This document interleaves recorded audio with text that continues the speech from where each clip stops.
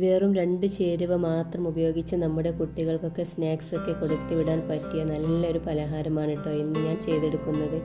Snacks കൊടുത്തുവിടാൻ മാത്രമല്ല, അവർക്ക് school വിട്ട് വരുന്ന സമയത്തും പെട്ടെന്ന് ചെയ്തെടുക്കാൻ പറ്റിയ ഒരു പലഹാരമാണ്. ഞാനിവിടെ 2 നേന്ത്രപ്പഴമാണ് ഇതിനെടുത്തേക്കുന്നത്.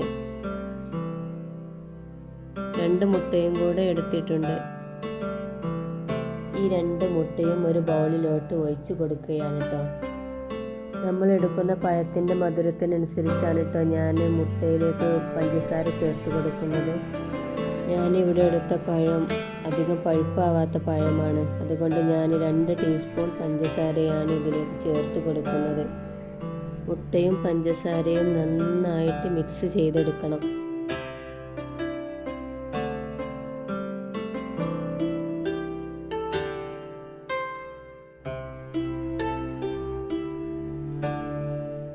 അപ്പോൾ ഞാനിവിടെ 2 നേന്ത്രപ്പഴം തൊലി കളഞ്ഞു വെച്ചിട്ടുണ്ട്.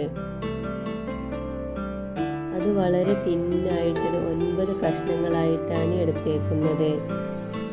പഴം നമുക്ക് എത്ര കനം കുറച്ച് അരിയാൻ പറ്റുന്നുവോ അത്രയും കനം കുറച്ചിട്ട് തന്നെ നിങ്ങൾ അരിഞ്ഞെടുക്കണം. അപ്പോൾ ഇതുപോലെ 9 കഷ്ണങ്ങളായിട്ടാണ് ഞാൻ അരിഞ്ഞെടുത്തത്. ഇനി ഒരു പാൻ അടുപ്പത്ത് വെച്ച് ചൂടായതിന് ശേഷം 2 ടീസ്പൂൺ നെയ്യാണ് ഞാൻ ഇതിലേക്ക് ചേർത്ത് കൊടുക്കുന്നത്.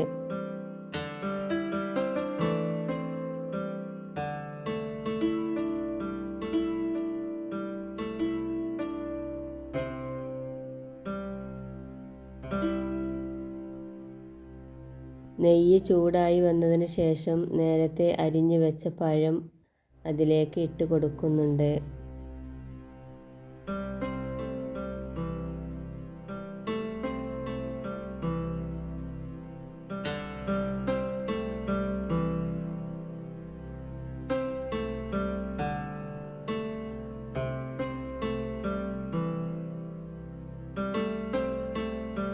മൊരിഞ്ഞു വന്നതിന് ശേഷം അതൊന്ന് മറിച്ചിട്ട് കൊടുക്കണം.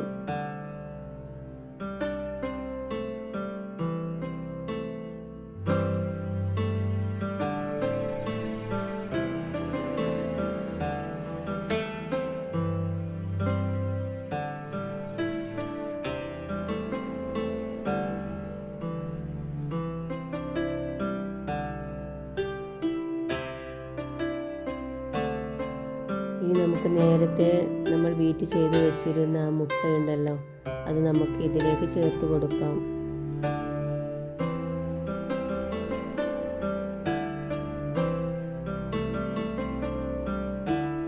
ഇനി ഇത് മറിച്ചിട്ട് കൊടുത്ത് ഒന്നും കൂടെ വേവിക്കണം. നല്ല എളുപ്പത്തിൽ ചെയ്തെടുക്കാൻ പറ്റിയ ഒരു കിഡിലൻ സ്നാക്സാണ്. എല്ലാവർക്കും ഇഷ്ടപ്പെടും. എൻ്റെ മക്കൾക്കൊക്കെ വളരെ ഇഷ്ടമുള്ളൊരു പലഹാരമാണ് കേട്ടോ ഇത്. കാരണം ഇതിൽ അവർക്ക് വേണ്ട മുട്ടയും പഴവുമാണ് ഇതിലുള്ളത്.